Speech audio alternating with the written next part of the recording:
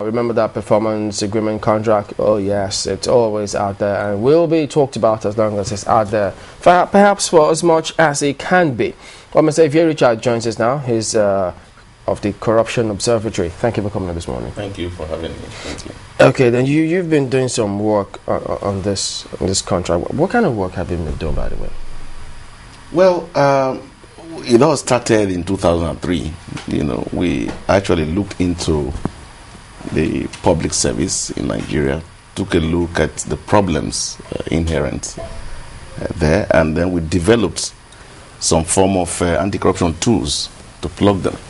What we came out with, we called personal accountability matrix. I don't know if this can be beamed on the screen. There's a form here, and there's a body of questions, you might give an extra copy just in case. Yes, sure. I have copies here. But if that can be beamed on the screen, so we just can see. No, let's go on, and well, they'll fix it pretty soon. Well, the truth of the matter is that bulk of the problem that we have in the country today, right, even in the private sector, is because of the deficiencies that are there in the public service. You will agree with me that the economy of a country is likely divided into the public sector, the private sector. The public sector, you would say, will comprise of the public servants and the civil servants.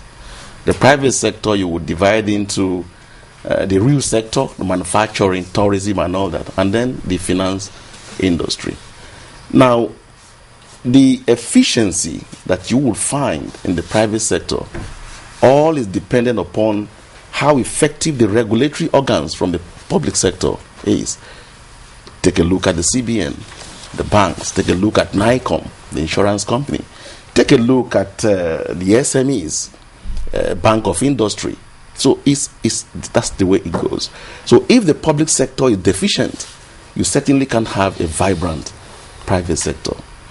So, and you see, the performance bond that the president has asked ministers to sign, and has also asked PAMSEC to sign with the ministers, will not work. Really? Except some social engineering is done within the civil service itself. I tell you why. First and foremost, from the president to the messenger comes from a pool of value system and public awareness called Nigeria. We all have that psyche, all right? That's the product, that's where everybody's coming from. So, because this thing is systemic, all right? Now, the minister does not do the work. The minister signs off and give directives. So the civil service does the work. Exactly. And this man that would do the work is largely deficient, the psyche. So you will need to do some social engineering within the system, because you see, what the minister goes to the FEC to report on Wednesdays is likely the work of the civil servant. All right? From the cleaner to the deputy director to all that. That's what he or she goes to the FEC to report. So that will not work except this social engineering, is implemented within the system. And I tell you what, even the president himself would need to perhaps also complete a modified pattern of this form to be able to have the moral obligation to say, you minister, come and sign one for me. In other words, what I'm saying is that from the messenger to the director, to the PAMSEC, and then to the president, all will have to complete, this. Okay. The fast solution to the question of that. Isn't it a big ask to ask for some sort of social re-engineering of the civil service? Because, I mean, if that deficient, as you say, how come? Because we heard the EFCC, we've heard so many agencies talk about the fact that even National Assembly some time ago, that corruption, I mean, if you go to, they say Abuja, most of those houses, lots of the houses, they also say is owned by civil servants. They say these guys are the engine of what goes on there. I think is it an overhaul, a total overhaul? How do you mean by social engineering? Let me just tell you. The EFCC, the ICPC, the Code of Conduct Bureau, all those reactive institutions will not be able to solve this problem. Even if you build a city and call it, this is prison city, and let me put all those who are committing the crimes into that place, the problem will not be solved. The problem will have to be sorted out in a proactive manner. There's a need to begin to work on the psyche of the civil servants. And look, if you go about it very forcefully, it also will not work. So we developed what we call an annual accountability plan. All right, okay. Having 11 accountability principles that will regulate the behavioral pattern of the civil servant. These are normal things that we know: the conflict of interest, gift management, things like that. 11 of them. Okay, and there's one of them particularly that would see Nigeria say they want to create jobs. Look, Chamberlain, the time here is so short. This book is with one. This thing is with one. The deputy director training in the office of the head of service. We've been pursuing this since 2003. The then professor, the immediate past head of service, approved of this. Because of the inefficiency, that thing didn't take place. This particular head of service has seen this, sent it down. We were invited to do a presentation, which we did, and we did that presentation in the month of April. Okay, we wanted to speak to April of this year.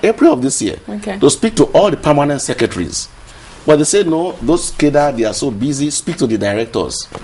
So some directors came, some were represented by their people and all that. But we did that presentation. As speak to them on what? Because you were looking for a job from them, or speak to them on what? No, we made the present. I wrote a letter that there's a need to do a re-engineering of the public, a reform. All right. We also volunteered that we do not need any money for this. I traveled there, paid my hotel bills, did all that, did this presentation. And as I speak to you, the last time I traveled and I met this deputy director in the office of the head of service, what I was told was that, look, this thing is beautiful, but right now there are so many things on the drawing board. There's one team from KPMG and all that. Until suddenly I saw the president say, look, you ministers, you must come to sign a performance bond with me. This came up some time ago, but was not properly tidied up. Now it's coming again in the front burner. Yeah, you have said that. And I'm that. saying that this will not work except this foundation is done because of where we're coming engineering. from. But isn't that why the permanent secretaries had to also sign with the ministers? Because they seem to be responsible for day-to-day runnings in the civil service as well. And they will know how to achieve the results that the minister must achieve. You see, you can't give what you don't have. It's only from the pool of the knowledge and, that you can give. This is a value system that has been completely depleted. And that's why, let me tell you, that's why you will see no matter how much the government tries, the power sector is epileptic. Now, we thank God it's coming up. The health sector is... All this vital thing that will make up a vibrant society, these things will not come up to the desired level except this re-engineering is done.